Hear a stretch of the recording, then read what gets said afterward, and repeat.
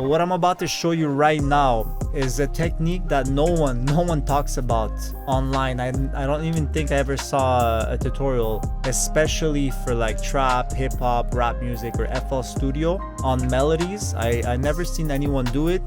I did my own research, obviously, and I seen like older men that like kind of teach piano lessons talk about Counterpoint. All right, and I actually also took a university course on Counterpoint.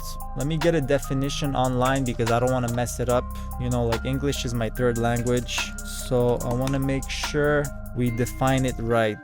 All right, counterpoint music is a style of composition that uses multiple independent melodies that are harmonically related. The term comes from the Latin punctus contra punctum. This is very close to Romanian, which means point against point. Punctus contra punctum. All right, so it's basically a couple of layers of melodies layered together that sound harmonically perfect almost. For me, like I'm seeking the perfect beat. I'm seeking the perfect melody. So counterpoint, when I discovered counterpoint, man, like it just changed it changed the game for me as making beats, because I was making always beats using chords, right? Chords is very like it's harmony and stuff, but counterpoint, man, it's next level, bro, because everything sounds very open and it's perfect for like trap music and rap. So this is how you do it. All right, you come up, me like these days, that's how I've been doing it, but I'm gonna show you a couple of ways. So you come up,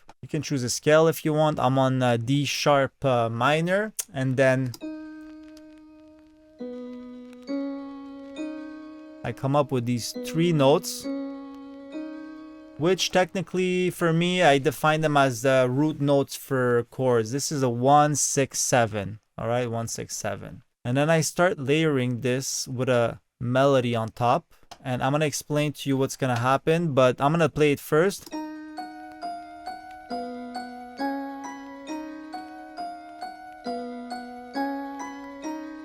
So they sound like perfect for me, to be honest. So when I put this down, the intervals between the points is perfect. Here we have a perfect fifth, 1 2 3 4 5 6 7. Here we have 1 2 3 4 5 6. All that to say is that you're never gonna have 2 of the same notes play together at the same time, and this way it sounds very, very open. I'm gonna put this up again.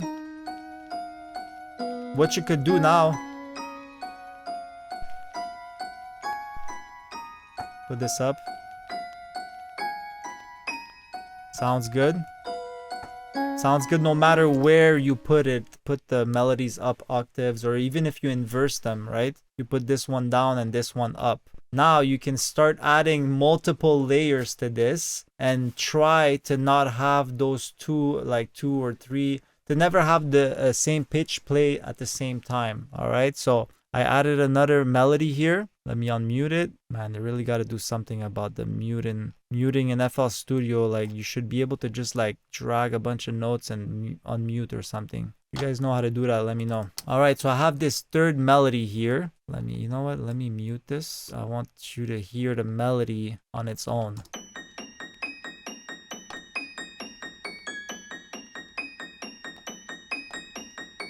All right, and then let's hear it with the second one.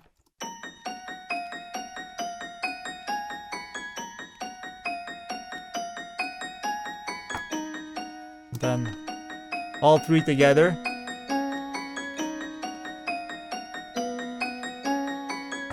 So when I take this one again and I put it down, as you can see, none of them touch. You see, like this one does not touch the A sharp. F sharp is not with A sharp. This one's very close, but they're not together, and that creates actually some dissonance, which kind of makes the melody darker. I like it. Here too, very close, but still they never touch the same note together. If I put it here too, you see? Boom, boom. The A comes after, it's not here. So man, like what you can do after is, let's say, put this one here.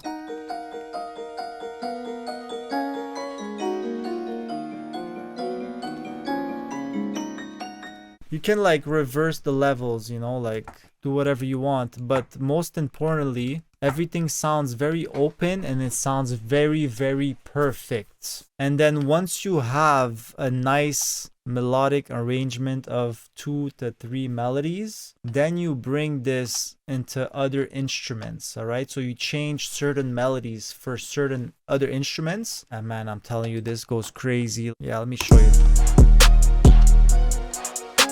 I added some synths, but look what comes next.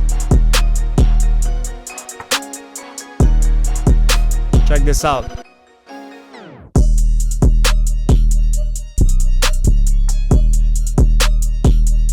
That's that third melody on top. I added an extra melody. That flute.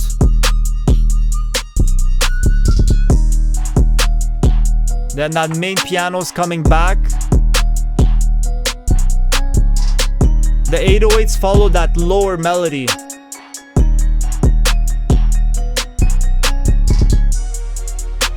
I have a synth doing the same thing. So then you can just like switch instruments and have switch ups all over the beat.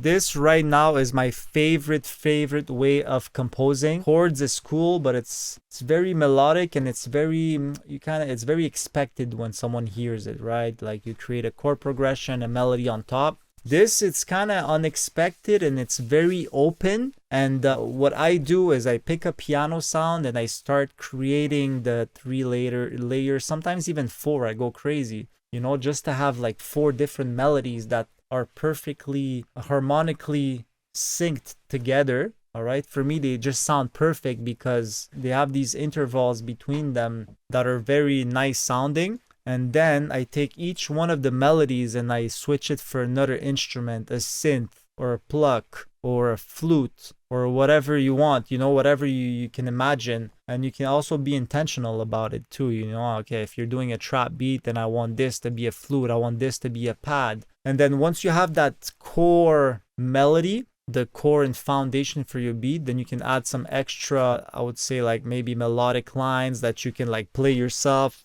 or at certain parts, you know, just leave that third layer of melody alone with the beat, and it just sounds like so hard, you know, because the other 2 melodies are not there anymore to create some harmony. So it just sounds like a crazy melodic line itself alone. Guys, I'm telling you, man, definitely try this, because this is, I don't know, my beats have been sounding like next level since I've been using this. It's called Melodic Counterpoint. All right, go research it. If you want me to make more videos about this and like go in depth or show you exactly or make a beat using this, let me know in the comments and I'll do it. I'm telling you, this is the way. Like, there's only a couple of ways to compose, and this is right now, this is my favorite one.